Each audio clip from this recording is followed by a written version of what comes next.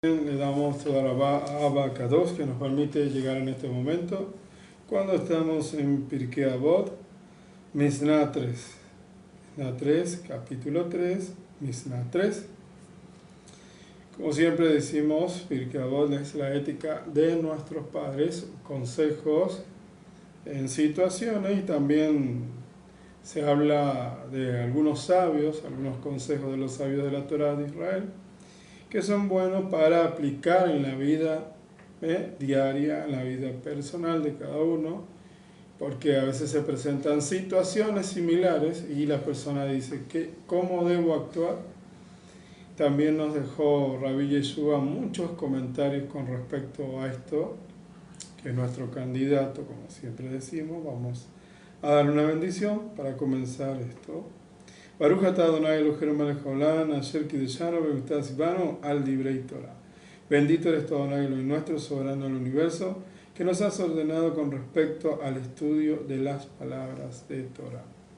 Por los méritos del Melech HaMashiach Yeshua. Amén. Ahora, comenzamos. Capítulo 3, Mishnah 3. Rabbi Shimon dice, si tres personas comieron sobre una misma mesa y no pronunciaron sobre ella palabras de Torah, es como si hubiesen comido de los sacrificios a los muertos, como está escrito en Yesayahu 28.8. Yesayahu 28.8 dice, mi versión dice así: porque todas sus mesas están llenas de vómito y suciedad, cuando Elohim está ausente. No sé cómo dice tu versión. Dice, porque todas las mesas atestadas están de vómito y de inmundicias, sin que quede ningún lugar limpio. Mi versión es más acertada, porque dice, porque todas sus mesas están llenas de vómito y suciedad, cuando Elohim está ausente, dice. ¿Qué quiere decir? Cuando no se habla en una mesa de un judío cosas de Torah, alguna palabra de Torah, ¿qué es lo que pasa? Él ve esa mesa como una mesa de suciedad o de inmundicia. El que se siente, por eso vean lo importante. Y después dice, pero si tres personas comieron en una misma mesa y han hablado palabras de Torah, es como si hubieran comido de la mesa del omnipresente. Yehezkel 41, 22. Yehezkel 41, 22. Dice, este altar tenía una forma cuadrada de 1 metro con 5 centímetros y una altura de 1 metro con 57 centímetros. Sus esquinas, base y costados eran todos de madera. Esta, me dijo, es la mesa del Adón. Miren lo que dice. Y me dijo, esta es la mesa que está en la presencia de Elohim. Mira, ahí está. Sí. En otra versión dice así: esta es la mesa que está delante de la presencia de Elohim. Entonces, sí. Cuando nosotros, mira tremendo, si no pronunciaron palabras de Torah sobre la mesa, se considera como si hubiesen comido de las ofrendas paganas. Como está escrito en el Tilín, se unieron al ídolo Baal Peor, comieron de las ofrendas de los muertos que habían acercado a la idolatría. Estas ofrendas traídas a la idolatría, el profeta Yesayahu las denomina vómito y suciedad. Pero cuando se dijeron palabras de Torah sobre la mesa, esta se considera como si fuera el altar al cual trajeron ofrenda. Entonces, mira lo importantísimo que es el comer de un yudí. La comida, el de yudí, tiene bendiciones. Bendición por la comida, por los frutos, por el jugo, por todo lo que se van a comer. Y encima de eso están hablando cosas que edifican. Imagínese, ¿se puede sentar usted a comer cualquier mesa? No se puede. Bueno, si usted es un hijo de Israel, si usted es un yudí, Si usted es judío, no se puede sentar en cualquier mesa.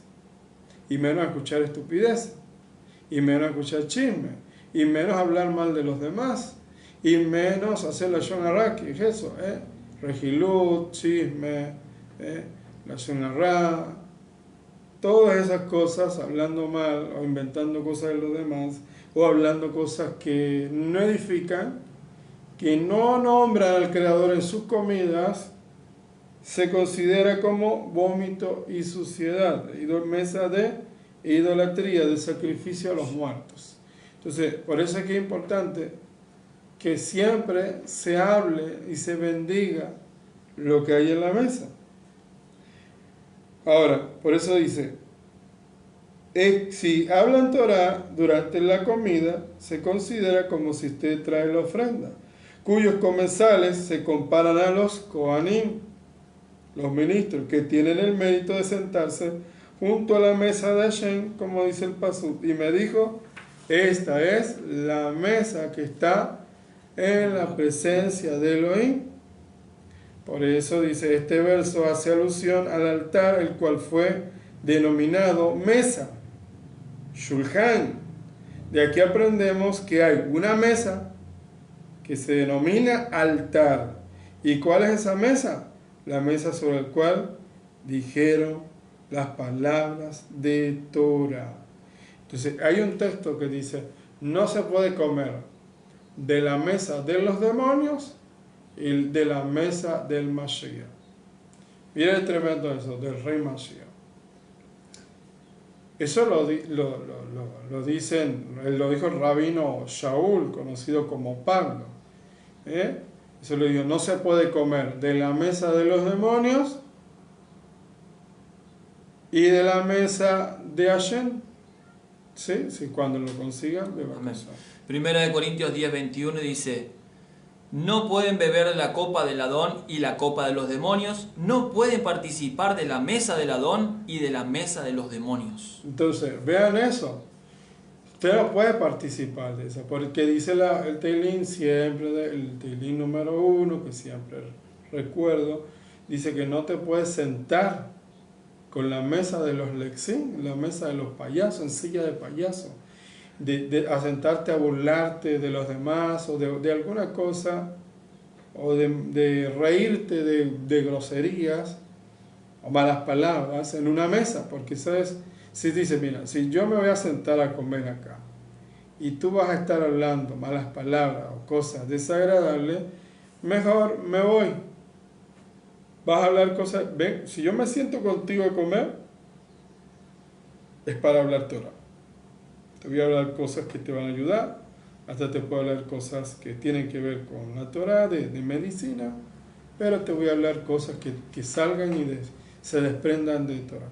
Pero no te si me voy a sentar para escuchar chisme y comiendo y cualquier cosa que no edifica o para ayudar, entonces no voy a comer.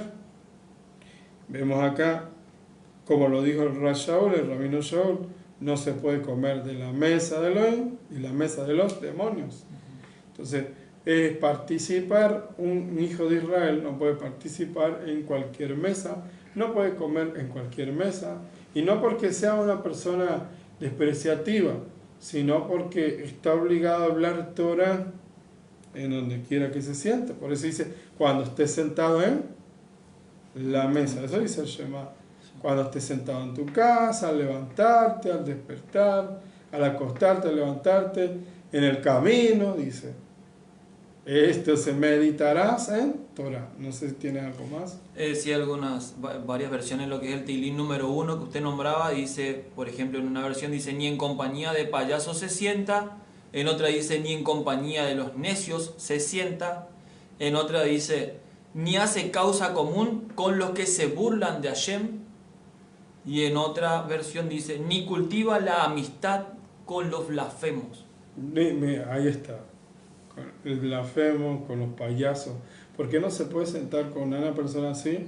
Porque va a terminar blasfemando el nombre de 4 letras, se va a empezar a reír, a burlarse, mira, y te va a querer llamar por el nombre del Abba, a vocalizar el nombre del Abba, y a reírse como un chiste, porque hemos visto mucho eso. Entonces, si vas para evitar eso, mejor no te sientes con esa persona que se va a estar burlando de eso y encima se va a meter en problema él, en un problema muy grave. Ahora ya entendemos bien eso. Hay mesa de demonios donde no se habla Torah, donde se destruye la vida de otro y se chismea en una mesa de fiesta o de algo. Esa mesa es mesa de demonios, copa de demonios.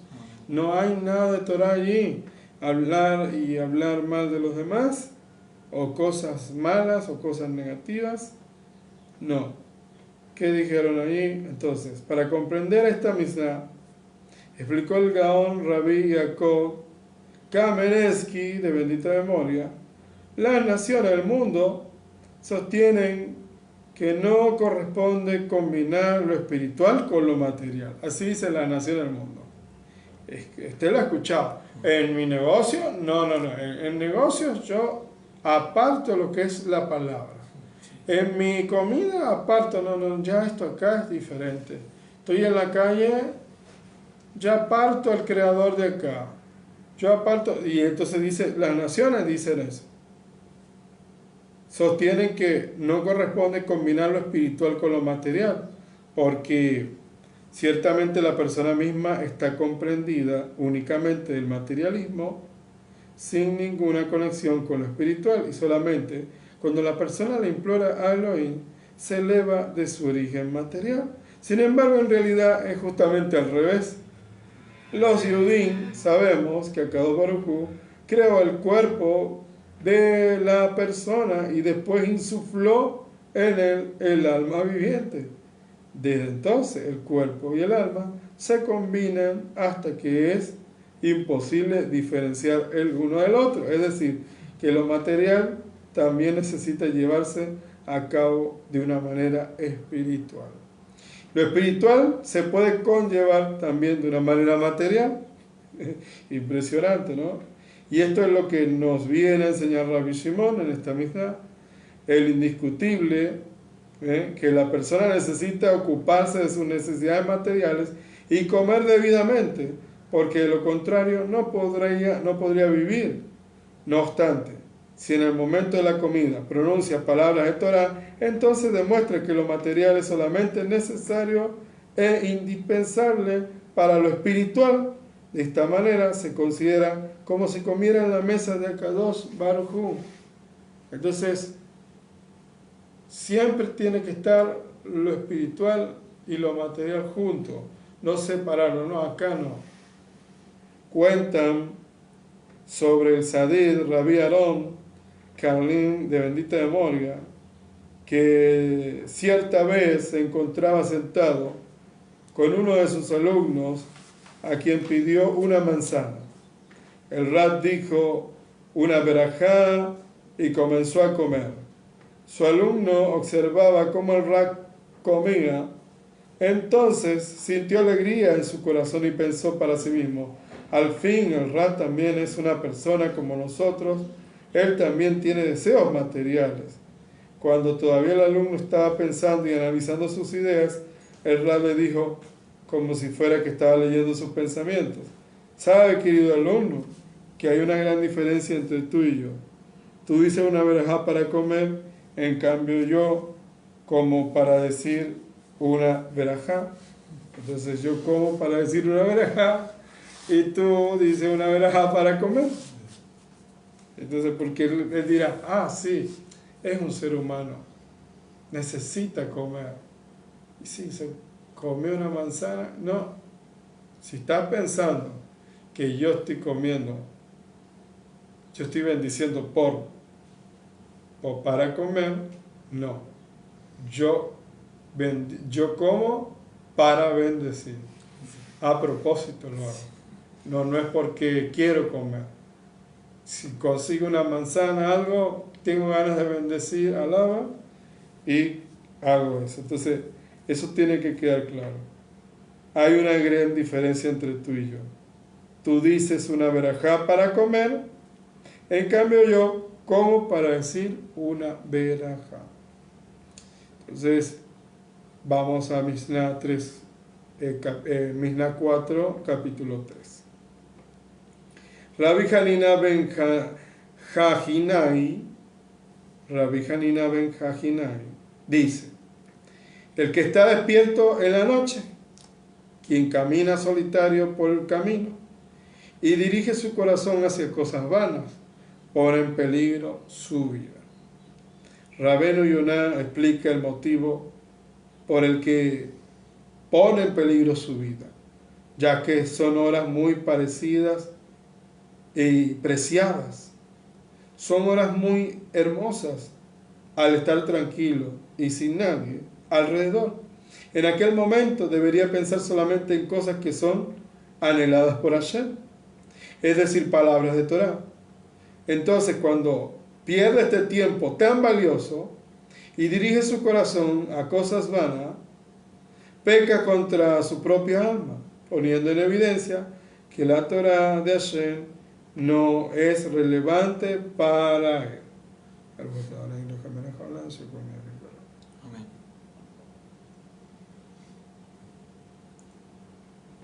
Estudiamos en la Gemara Megilá 3a. Cuando Yoshua, junto con el pueblo de Israel, estaban ocupados durante el día en la guerra por la conquista de tierra de Israel, de todas maneras vino hacia él un mal de Hashem a reclamarle por qué no estudiaban Torah por la noche, a pesar que estaban dedicados en una gran misbah de conquistar Eretz Israel. Igualmente debían estudiar Torah por la noche, ya que la Torah protege al que estudia protege al que la estudia y le alarga la vida, como dice el pasuk, ya que la Torah es su vida y por medio de ustedes prolongarán sus días. Devarim, vamos a ver otra versión, Devarim 32, 47. Devarim, Deuteronomio 32, 47. Porque no son palabras vanas para ustedes, sino que de ellas depende su vida. Por ellas vivirán mucho tiempo en el territorio que van a poseer del otro lado del jardín. Entonces, por medio de la Torah, ustedes prolongarán sus días. Cuando decimos todos los días en Tefilá Arbi, porque ellas, las palabras de la Torah y las misbot, son nuestra vida y largueza de nuestros días. En ella meditaremos de día y de noche. Por este motivo, cuando Rabbi Shimon Bar Yochai salió de la cueva junto con su hijo y vieron que los Yehudim estaban ocupados en trabajar en el campo, se sorprendieron muchísimo y dijeron: ¿dejan de lado la vida eterna para ocuparse de la vida terrenal? Eso fue lo que dijo. ¿Dejan de un lado la vida eterna para ocuparse de las cosas terrenales? Y justamente nuestros sabios y emisarios también dijeron lo mismo. Dijeron que Rabbi Yeshua también dijo que hay que ocuparse de las cosas de arriba. Dice, el ocuparse de las cosas de arriba es lo mejor. Ocuparse de las cosas espirituales primero para unir lo material. Entonces, es un pensamiento de todos nuestros emisarios también, porque todos los emisarios y seguidores de Rabbi Yeshua, todos eran de Israel, todos, no había ninguno que no fuera extranjero, todos eran los 12 Talmidim, todos eran de tierra de Israel. Y el ocuparse de las cosas espirituales es algo muy importante. ¿Qué dice? Romanos 8:6 dice, porque el ocuparse de la carne es muerte, pero el ocuparse de las cosas espirituales o del Ruach es vida y shalom. Es vida y shalom. ¿Qué más dice? Y hasta ahí tengo. ¿Hasta ahí? Sí. Bueno. Entonces ya saben. Dejan de un lado la vida eterna para ocuparse de la vida terrenal. El que se ocupa solamente de las cosas terrenales va a estar limitado. Y va a estar limitado por la naturaleza. Su vida no va a trascender espiritualmente. Debemos aprovechar cada momento libre para estudiar Torah. A veces la persona viaja en colectivo o espera el turno en la fila de un banco o situaciones similares en las cuales puede aprovechar su tiempo para estudiar Torah y ser meritorio de larga y buena vida. Por eso es que es bueno llevarse un libro de Mitzvot, un libro de Teilín, y estar siempre allí. Mientras está en el banco, la cola es larga, bueno, que voy a aprovechar de leer un rato hasta que me llegue mi turno. Si está en el médico esperando, y usted sabe que tardan mucho en atender, agarra su librito y empieza a estudiar. O se pone sus auriculares y escucha mientras ve los números ahí cuando le toque su turno. Cuando va en el colectivo, voy a viajar, en el viaje se estudia, lee, algo va a aprender porque tardan los colectivos, así que tiene tiempo para estudiar bastante. Entonces no van a decir, no hay tiempo para estudiar. Sí hay tiempo. Es importante que estudien la Torah porque ella tiene la vida eterna. Por eso dice acá, debemos aprovechar cada tiempo en el banco, en situaciones similares, en las cuales se puede aprovechar para estudiar y ser meritorio de larga y buena vida, en especial cuando la persona se encuentra en su casa y los niños ya se fueron a dormir. Aproveche cuando los niños se fueron a dormir. Que tome un libro y estudie. Mejor aún si puede estudiar junto con su esposa algún libro de Musar, ya que la raíz de esto aporta luz y bendición al hogar.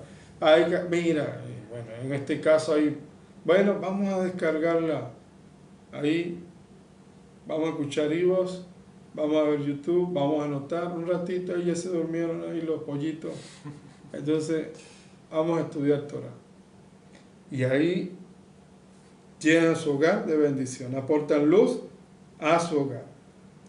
Cuando el Rad Ponevis, el Gaón Yosef Shlomo de Kahaneman, de bendita memoria, quería ejemplificar el apego a la Torah que tenían las grandes eminencias de la generación pasada, solía narrar un episodio que en su memoria se grabó perfectamente con el Rad de la ciudad de Tabrín, en Lituania, que era conocido por su gran constancia y empeño en la Torah.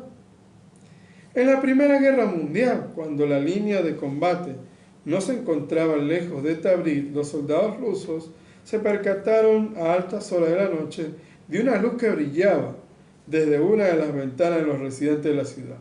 Los soldados se apresuraron a allanar la casa, estando seguros que se trataba de un espía por parte del adversario alemán y que les mandaba señales a través de su vela ardiente.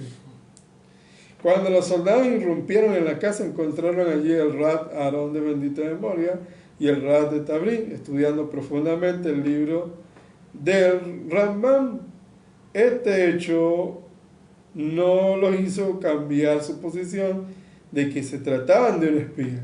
Por lo tanto, le informaron al Rad Aarón que sería asesinado de inmediato, con demanda de espionaje. Es tremendo esto. El Rad, quien sabía y conocía cuán cruel era el ejército, le dijo: ciertamente se decretó sobre mí ser asesinado. Recibo sobre mí la sentencia, pero les hago un pedido, y por favor confiéranme mi último deseo. Ahora me encuentro ocupado en esclarecer una ley del Rambam. Les ruego que me esperen un momento hasta que pueda entender claramente el significado de este difícil párrafo. Los soldados se quedaron completamente perplejos. ¿Quién escuchó algo así? Este asombró y provocó que asistieran al pedido. El Rad y le consiguieron el deseo. Le dieron que ciertamente ellos estaban dispuestos a esperar a que termine de estudiar. Mientras los soldados se encontraban en la casa del Rad aguardando a que termine su estudio, surgió un cambio de rumbo sorpresivo. El ejército alemán atacó repentinamente y los soldados rusos, sorprendidos, tuvieron que escapar. Así, por el mérito de la entrega y el apego a la Torah, el Rad de Tabriz salvó su vida. ya que la Torá es su vida y por medio de esto ustedes prolongarán sus días. Entonces miren lo tremendo, ¿no? Bueno, esperen un ratito ya, espérense, bueno, está bien, me van a hacer algo, bueno, está bien, pero déjenme terminar, no entendí el texto. Vino un ataque ahí, salieron corriendo y ahí logró escapar también. Es para que usted vea, es como el que pierde. Recuerden quién es la Torá. La Torá es Yeshua, salvación. Yeshua es Torá, salvación. ¿Por qué? Da la vida. Dice, el que pierda su vida por causa de mí, la hallará. Pero el que la pierda el que la quiera cuidar y preservar para que no le hagan nada, no dejo la Torá, para que no me hagan nada, ese la perderá. ¿Dónde está él? Mateo 16, 25. Y dice, porque todo aquel que quiera salvar su vida, la perderá. Y todo aquel que pierda su vida por causa de mí, la hallará. Entonces ahí vemos, ya que la Torá es su vida, y por medio de esto ustedes prolongarán sus días. Vamos al capítulo 3, Misná 5. Rabí Nehunia ben Akaná dice, todo aquel que recibe sobre sí el yugo de la Torá se librará del yugo del gobierno y de las preocupaciones mundanas. Pero aquel que rechaza el yugo de la Torá se le impondrá el yugo del gobierno y de las preocupaciones mundanas. Todo aquel que recibe sobre sí el yugo de la Torá. Esto lo habló Yeshua. Recibir sobre sí, para que puedan entender. Porque mucha gente dice, lleva mi yugo y ligera mi carga. Porque mi yugo es fácil y ligera mi carga. Tomad mi yugo, llevadlo. Dijo Yeshua. ¿Y de qué está hablando ahí? ¿Cuál es el yugo de él? ¿Es una nueva religión? No. Él no está hablando del cristianismo. Ojo con esto. Yeshua no inventó el cristianismo. Yeshua no inventó una nueva religión. Yeshua vino a enseñar la Torá. Y él dijo, yo no he venido a cambiar nada. Ni los profetas, ni el Tanakh completo, ni el Humash. Lo dijo así bien claro. ¿Tienes el otro texto? Sí, dice, lleven mi yugo sobre nosotros y aprendan de mí, que soy manso y humilde de corazón, y hallarán descanso para sus almas, porque mi yugo es fácil y ligera mi carga. En el principio dice, empezando, lento, no lees rápido, por favor. Bien. Dice, lleven mi yugo sobre ustedes. Ahí está, lleven mi yugo sobre ustedes. Así es. Lleven mi yugo sobre ustedes. Y aprendan de mí, dijo también. Y aprendan de mí que soy manso y humilde. Pero dijo, lleven mi yugo. ¿Cuál es el yugo? Bueno, acá. Recibir sobre sí el yugo de la Torá. Ese es el yugo, la Torá. Quiere decir apegarse a la Torá y estudiarla asiduamente. Eso es llevar mi yugo. La gente piensa que llevar el yugo de Yeshua es no hacer nada. Y eso es una gran equivocación. En las religiones cristianas enseñan que llevar el yugo es soy libre, hago lo que se me da la gana. Eso no es un yugo de un maestro, es una enseñanza, una instrucción, mandamientos. Eso es un yugo. Dice, está bajo el yugo de tal maestro. ¿Qué quiere decir? Que sigue las enseñanzas de tal X maestro.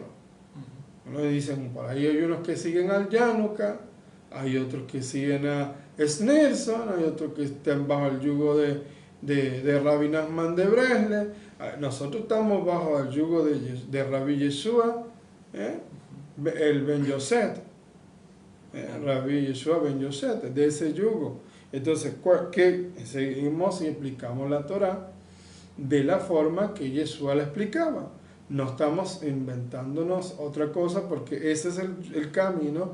Yeshua no cambió nada, ojo. En sentido, lo único que él hizo es cambiar otras cosas que no son Torah, son costumbres humanas, tradiciones de hombres. Las tradiciones de hombres a veces se convierten en leyes en ciertos lugares, pero él lo único que hizo es como decirle, mira, hay tradiciones que nos salvan, hay cosas que nos salvan. Pongan y presten atención en las bases de la Torah, en lo importante.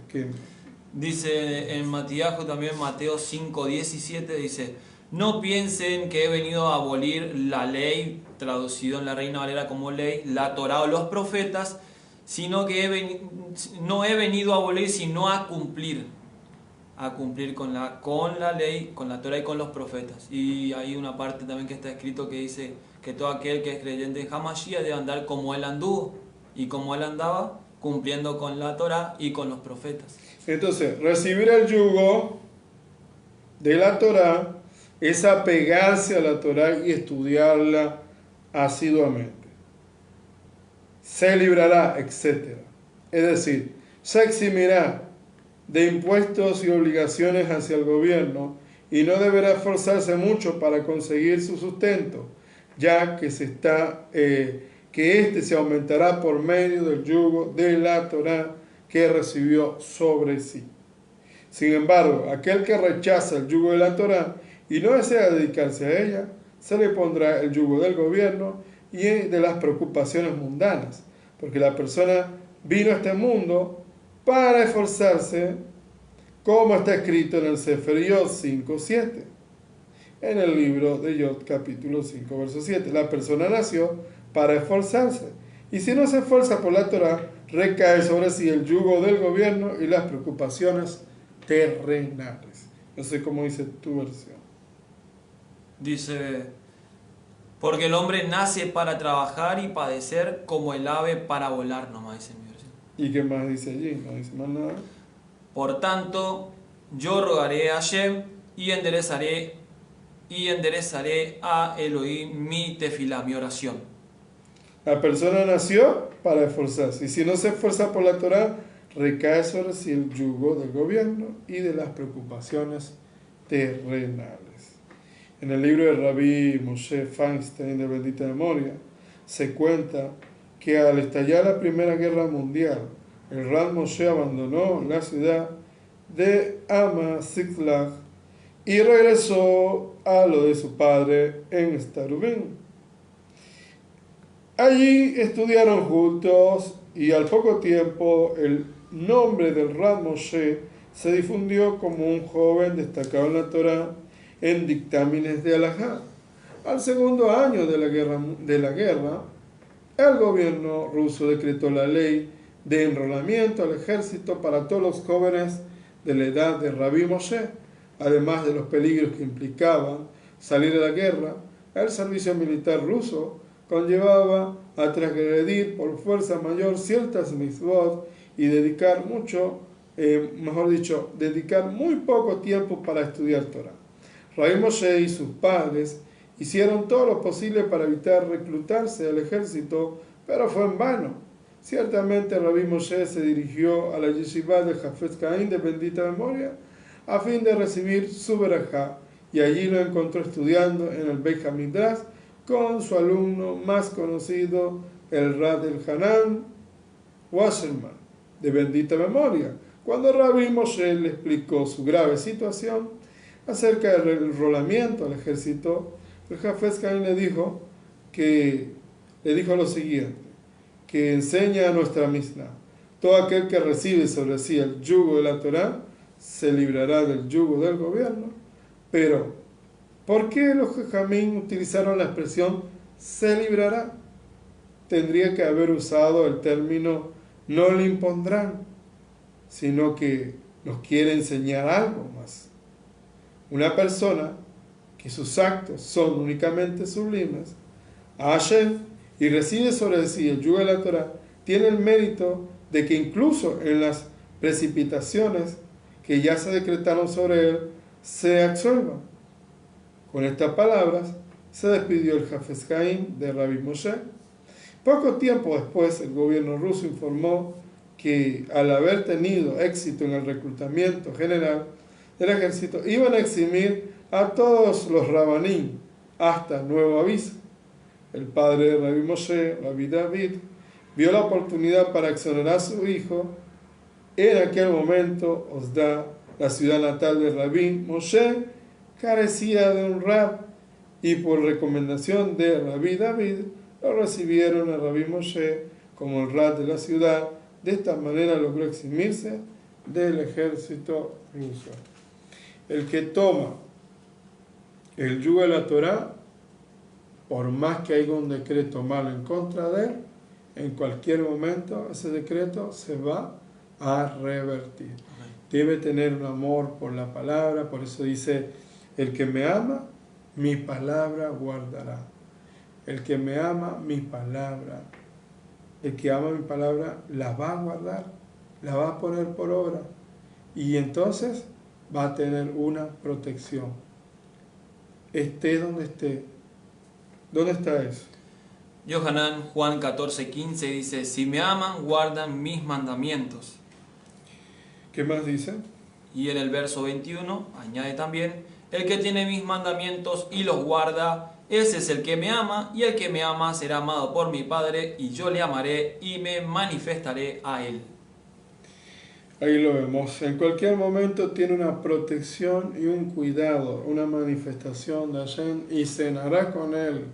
Entonces, escudriña las escrituras, estudia las escrituras, ponlas por obra, no guardarlas en el closet. La gente piensa, ay, las va a guardar. Sí, yo las tengo guardadas. Guardar es hacer, poner por obra. Entonces, es importante. Ahora, Mishnah 6, capítulo 3, Mishnah 6. Dice lo siguiente.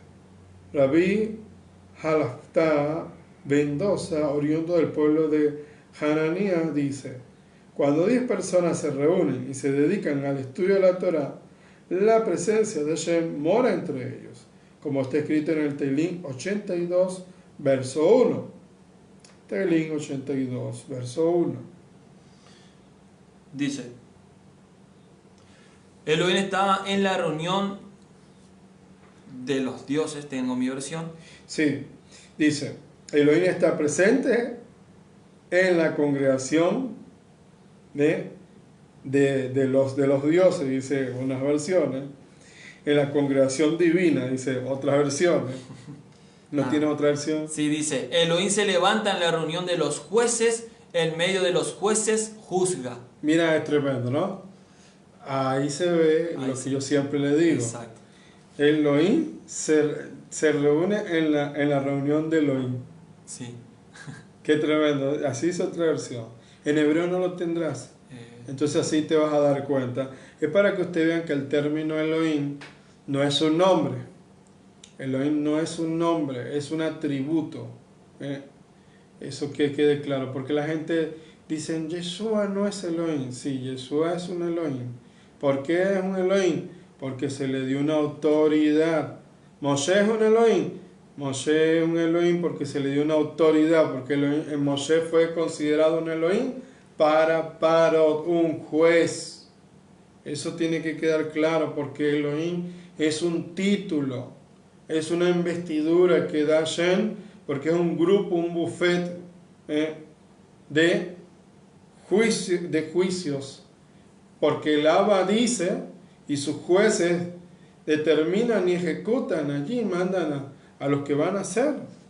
Entonces, bueno, ¿qué dice en hebreo? En hebreo dice, perdón, Elohim Nitzav Va'adat El Vekerev Elohim. Ahí está, ¿ves? Elohim está entre ellos, en la reunión de Elohim, de los jueces. Está presente en la congregación de los jueces. ¿Y de dónde deducimos que lo mismo se aplica incluso a 5? Porque fue dicho en Amós 9:6. Amós 9:6. Ahora un momento. Sí. Y su grupo está fundado sobre la tierra. ¿Y de dónde deducimos que es lo mismo que se aplica incluso a 3? Porque fue dicho, en medio de los jueces, él juzgará. ¿Y de dónde deducimos que lo fue incluido se aplica incluso cuando son 2? Porque fue dicho en Malaquías 3:16, entonces hablarán los temerosos de Elohim, un hombre a su compañero, y Elohim puso atención y oyó, y fue escrito un libro de recuerdo delante de él. ¿Y dónde deducimos que lo mismo se aplica incluso cuando se trata de uno solo? Porque fue dicho en Shemot 20:21, en todo lugar donde yo haga recordar mi nombre, vendré a ti y te bendeciré. Era tremendo, ¿no? Entonces ahí va reduciendo la cantidad hasta llegar a 1. ¿Sí? Eso es importante saberlo, porque decía Rabbi Yeshua, donde están 2 o 3 en mi nombre, allí está la presencia de Hashem. Qué importante, ¿no? De 10 ahí el tope, como dicen, el mínimo, o mejor dicho, el máximo. El mínimo es 1. Bueno, hay 1, bueno, hay 1. Del 1 al 10. ¿Qué dice? Palabra de Yeshua Rabbeinu dice, Matíahu 18:20, donde están 2 o 3 congregados en mi nombre, allí estoy yo en medio de ellos. Entonces vemos acá que también dice, cuando 10 personas se reúnen para estudiar Torah. En Tiferet de Israel explica, la presencia de Hashem mora entre ellos. Quiere decir que desciende sobre ellos la influencia de Hashem, el Ruach HaKodesh, para iluminar sus ojos en la comprensión de la Sagrada Torah. Parece que tienen que estar en el grupo, todos cuando vienen a estudiar. El Meiri da otra interpretación.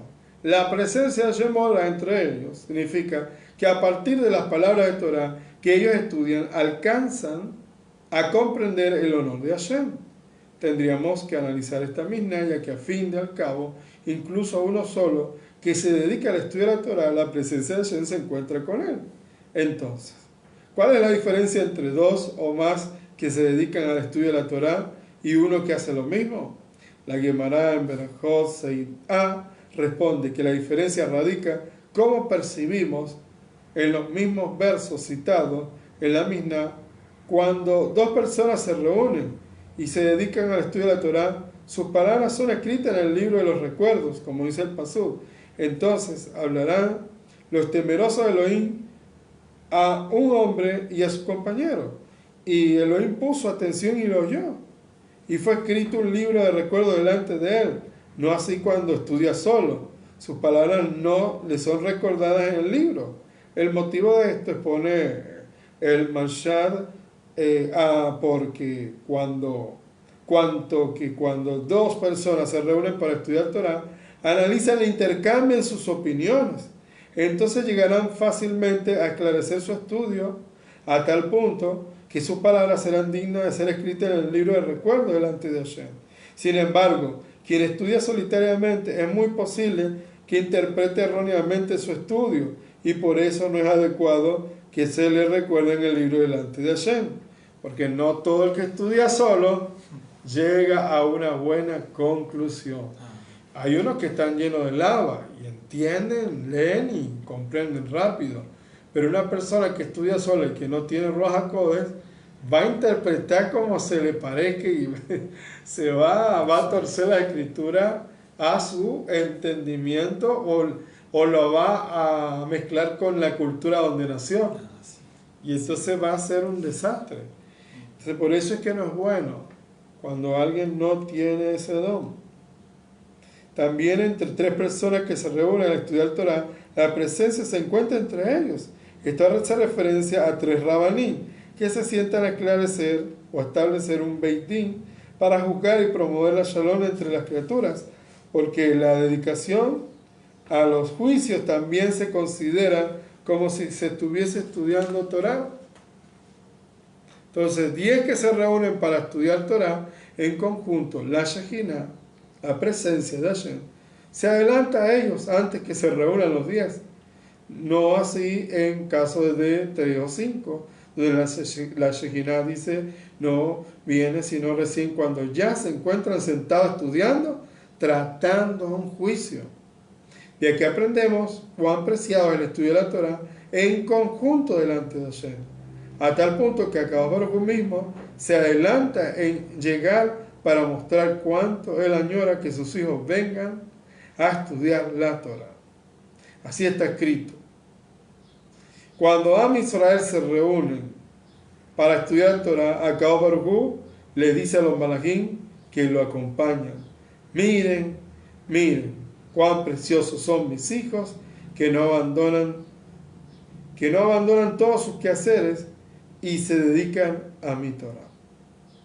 Encontramos a Rabbi Akiva, que entregó su vida para reunir a Am Israel y enseñarles Torah, y está escrito en el Midrash Rabbah sobre el pasuk: el sadid dará frutos como el árbol de dátiles y como el árbol del cedro del Lebanón, se engrandecerá su honor, que hace alusión a la tribu de Leví. Explica el Baal Shem Tov de bendita memoria: hay un sadid que se compara al cedro, que a pesar de ser una eminencia de Torah, no influye en su compañero como el cedro, que crece pero no da frutos. Inversamente hay un sadid que se compara al árbol de dátiles, sí, que inculca Torah a los demás, acerca a Am Israel hacia Akadosh Baruj Hu, como el árbol de dátiles que florece y da frutos para beneficio de la gente. Por eso explicaron los Jajamín de bendita memoria este verso, haciendo referencia a la tribu de Leví, porque a pesar de que se dedicaban a la Torah como un cedro, también se compararon con árbol de dátiles, enseñando Torah a Am Israel y acercándolos a su Creador. Cuando el Gaón Rabbi Reuben Kans de bendita memoria y el Rab Petah Tikva estableció el Beit Din local en su ciudad, buscó un apropiado candidato para desempeñar la tarea de Dayan dentro de la comunidad sefardí. Averiguó mucho sobre quiénes estaban mejor proveídos de Torah en aquella época y entre todos escogió al Gaón Rabbi Yehuda Sadka de bendita memoria. Por lo tanto le propuso que residiera en Petah Tikva y se dedicara a juzgar cada una de lo que se le presentara.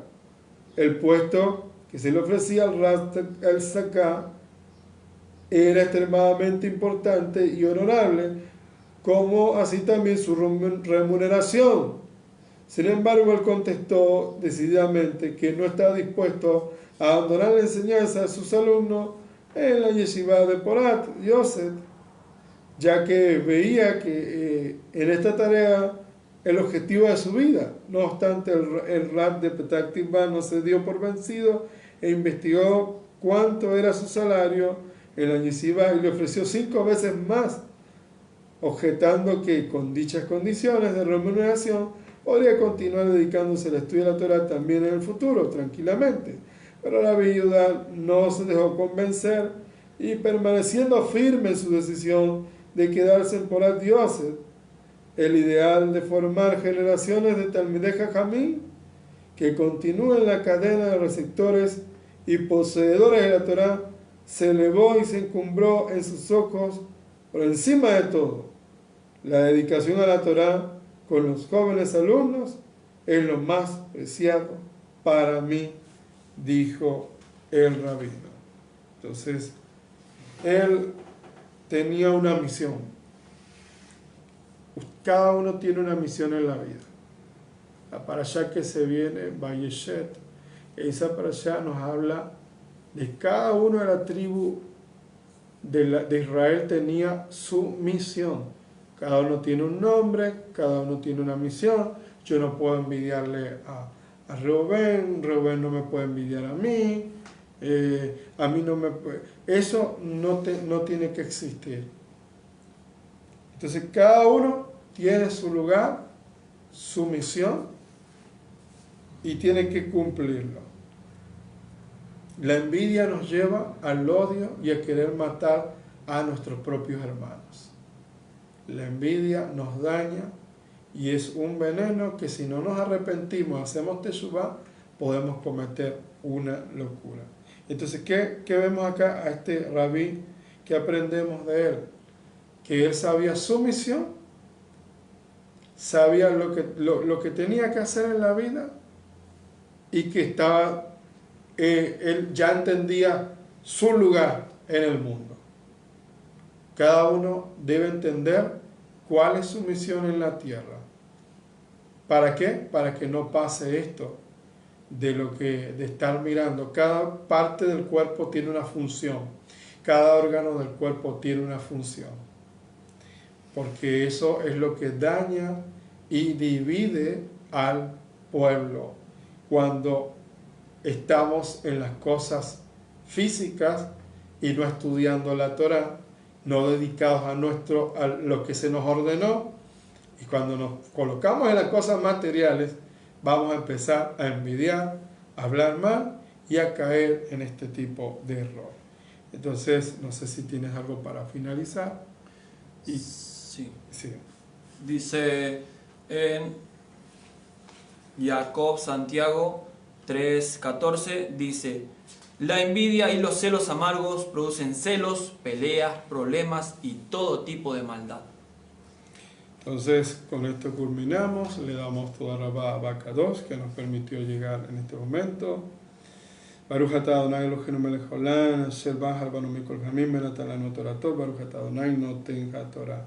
Bendito eres tú, Adonai Elohim nuestro, soberano del universo, que nos has escogido entre todas las naciones y nos has otorgado tu Torah.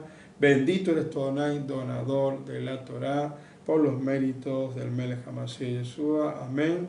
Shalom, ubrachot lekulam.